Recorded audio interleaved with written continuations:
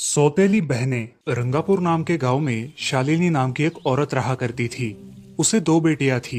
एक का नाम था शिवानी और दूसरी का सुहानी। शिवानी जब छोटी थी तब उसकी माँ गुजर गई थी, जिसके कारण उसके पिता रघु ने दूसरी शादी कर ली।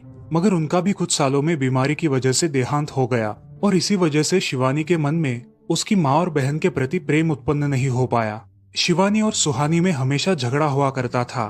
दोनों भी बहनें एक दूसरे से कभी प्यार से बात नहीं करती थी। शालिनी ये सब देख बड़ी चिंता में रहा करती थी। ऐसे ही एक दिन, शिवानी सुहानी, चलो आ जाओ, खाना खा लो। हाँ माँ, आई। हाँ माँ, मैं भी आई। ऐसा कहकर दोनों बेटियां वहां आ जाती है और देखती है तो उनकी माँ ने उन दोनों के लिए गाजर का हलवा बनाया था। वो देख सुहानी और शिवानी बहुत खुश हो जाती है। माँ, तुमने ये हलवा मेरे लिए बनाया है? मुझे बहुत पसंद है। मुझे पता है कि मेरी दोनों बेटियों को हलवा कितना पसंद है, इसीलिए तो मैंने तुम दोनों के लिए हलवा बनाया है। और मेरे लिए माँ? अरे हाँ बेटी, मैंने तुम्हारे लिए भी बनाया है। चलो अब जल्दी से खा लो, तुम दोनों को कॉलेज भी तो जाना है ना। जी माँ, मैं ये कटोरी ले लूँ? मुझे जल्दी पहुँचना है कॉलेज में। हाँ ले लो।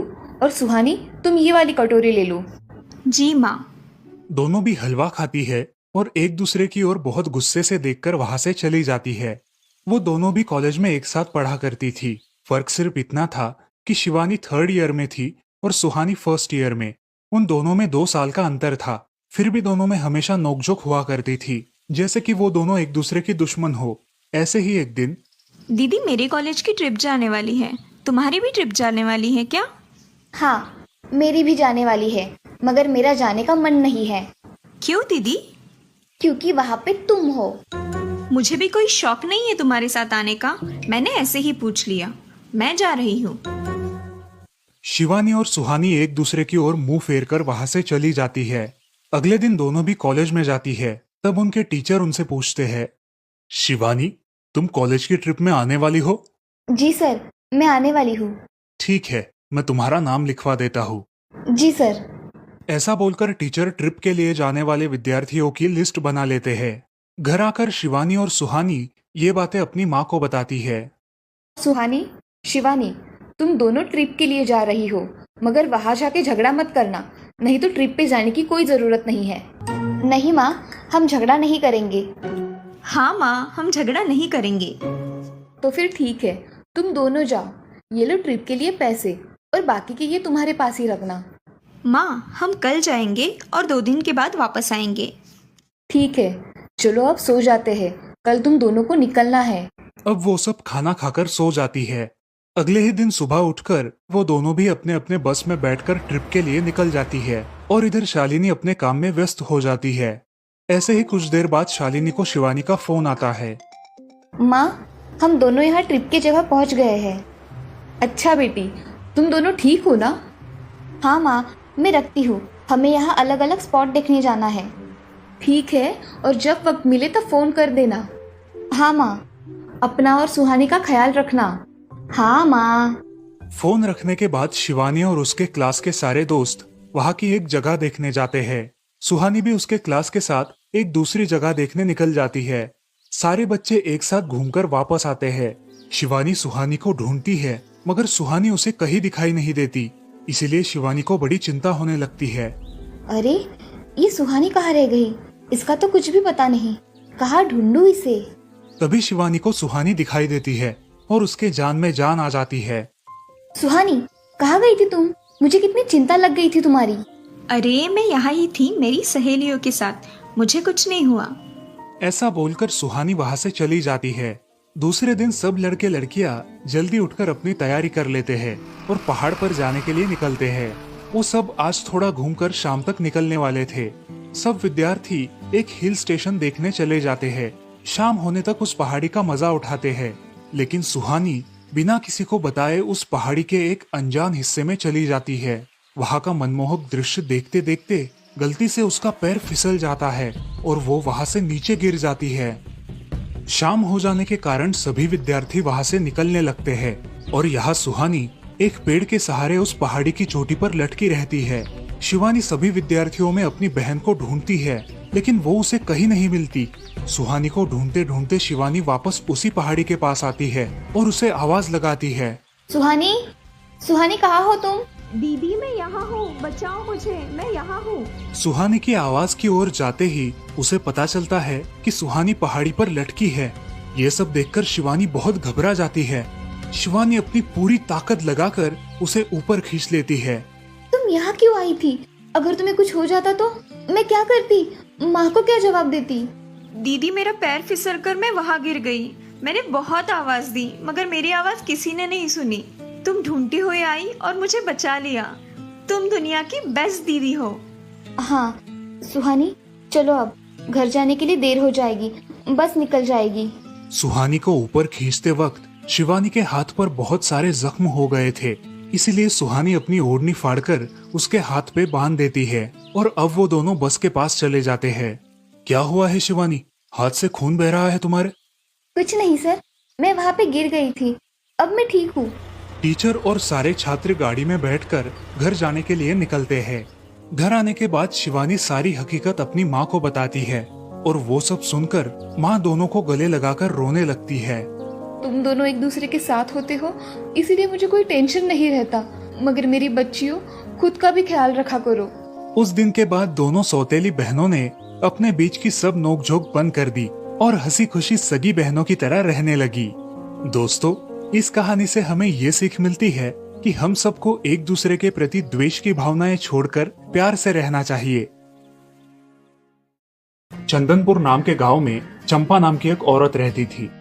पति, 2 बच्चे और एक बेटी, ऐसा उनका पूरा परिवार था। उसका पति श्रीधर पोस्ट ऑफिस में जॉब करता था। उसके कमाई से ही घर चलता था। चंपा ने अपने घर के सामने एक छोटी सी दुकान खोल के रखी थी। उससे उसे जो भी मुनाफा होता वो अपनी बेटी की शादी के लिए जमा करके रखती। ऐसे ही बहुत दिन बीत जाते हैं। अब बच्चे भी बड़े हो जाते हैं। बड़ा बेटा अशोक डॉक्टर और छोटा बेटा रवि वकील बन जाता है और दोनों अपनी ट्रेनिंग पूरी करने लगते हैं। एक दिन उनकी बहन ज्योति के लिए एक अच्छा रिश्ता आता है और ज्योति की शादी पड़ोस के गांव के सरपंच जी के बेटे से हो जाती है। ज्योति बहुत ही कामचोर और गुस्सा करने वाली होती है। इसी कारण उसके ससुराल से उसे निकाल दिया जाता है।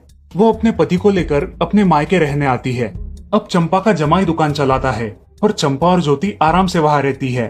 अरे ज्योति, जरा अपने कामचोर पति को कुछ काम करना क्यों नहीं सिखाती हो? कुछ काम का नहीं है वो।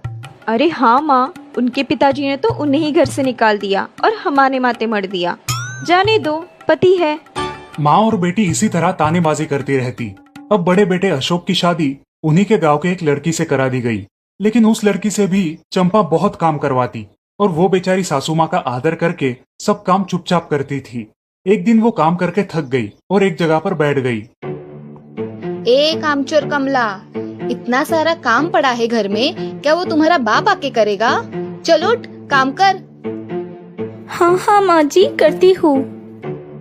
ऐसा कह के कमला अपने काम पर लग जाती है और सारा काम खत्म कर देती है। चंपा अपने बेटे अशोक से घर आने के बाद चुगलियां किया करती थी। अशोक घर आकर कमला को बहुत भला बुरा कहता और कभी कभी तो उस पर हाथ भी उठाया करता था। ये सब रवि देखा करता था और रवि को बहुत बुरा लगता था।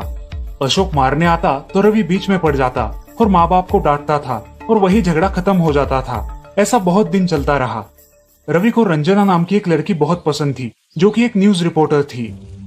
क्या तुम मुझसे शादी करोगी? मुझे तुम बहुत पसंद हो। हाँ, मगर रवि, तुम्हारे घर में तुम्हारी माँ का बर्ताव मुझे बिल्कुल पसंद नहीं है, इसीलिए पहले तुम इसका कोई हल निकालो। अरे रंजना, मैं हूँ ना तुम्हारे साथ, तुम्हें टेंशन की क्या बात है? मगर रवि, तुम भी अगर मुझे मारने पीटने लगे तो मैं तुम्हें कोर्ट में खींचूंगी।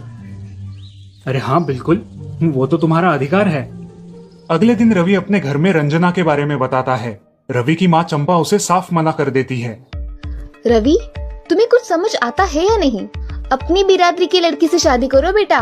इस घर में ये आखिरी शादी है और मेरे भी कुछ अरमान है बेटा। अजय, आप कुछ कहते क्यों नहीं? हाँ बेटा, तुम्हारी माँ सही कह रही है, तुम इसकी बात मान जाओ बेटा। नहीं पापा, मैं शादी करूंगा तो सिर्फ रंजना से, वरना मैं शादी नहीं करूंगा। सब चुप हो जाते हैं। अगले दिन रवि मंदिर से शादी करके घर आता है। सब अचरज से रवि की ओर देखते हैं और चुपचाप अपने कमरे में चले जाते हैं। कमला उन दोनों का स्वागत करती है और वो दोनों अपने कमरे में जाते हैं। कैसे लगा मेरा घर? अच्छा है, मगर सब मिलजुल के रहे तो और भी अच्छा होगा। रंजना, तुम्हें मेरी माँ को सबक सिखाना होगा, तभी घर के सारे सदस्य ठीक हो जाएंगे। ठीक है रवि, जैसा तुम चाहो।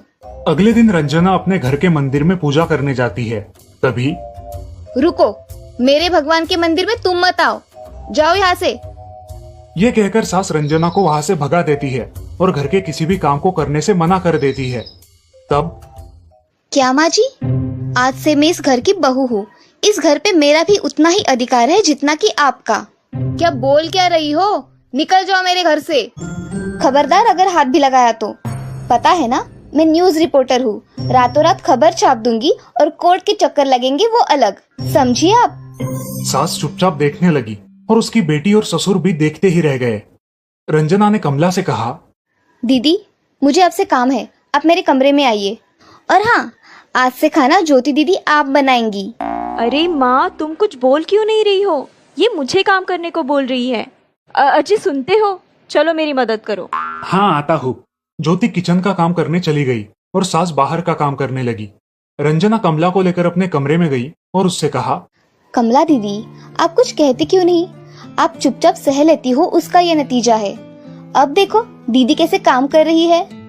आप कुछ काम करती थी क्या शादी के पहले? नहीं रंजना, मगर अब घर से ही अपना खुद का कुछ व्यवसाय शुरू करने का सोच रही हूँ। बहुत अच्छे दीदी, अब आप किसी से मत डरिए, हम हैं आपके साथ। सच में किसी के साथ होने का कितना महत्व होता है। अब उसकी सासू माँ ही घर के सारे काम करने लगी थी और ज्योति को काम करवाने की वजह से ज्योति भी अपने ससुराल जाने की सोच रही थी।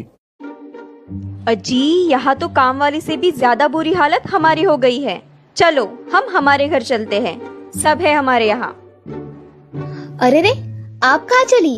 अभी भी काम बाकी है। ज्योति का पति रंजना से धन्यवाद कहता है और ज्योति को लेकर अपने घर चला जाता है। अब सासू माँ एक दिन पूरा काम करके इतना थक जाती है कि उसके बदन में बहुत दर्द होने लगता है। तब दोनों बहू सास के पास चली आती है और एक बहू सास के पैर दबाती है तो दूसरी बहू सर दबाती है। सासू माँ उठकर रोने लगती है। मुझे माफ कर दो मेरी बेटियों, अब से कभी ये गलती नहीं होगी। सास को उसके किए पर पछतावा होता है और ये देखकर घर के सभी सदस्य बहुत खुश हो जाते हैं। रवि और रंजना भी बहुत खुश होते हैं। वाह बहू, जो आज तक नहीं हुआ वो तुमने करके दिखाया। बहू हो तो ऐसी। रंजना अपने बर्ताव के बदले माफी मांगती है और अब सब लोग खुशी खुशी रहने लगते हैं। तो दोस्तों, इस कहानी से हमें ये सीख मिलती है कि हम सब मिलके परिवार बनता है और हम सब परिवार का महत्वपूर्ण अंग होते हैं। परिवार के काम मिल बांट कर करना ये हमारी वैयक्तिक जिम्मेदारी है।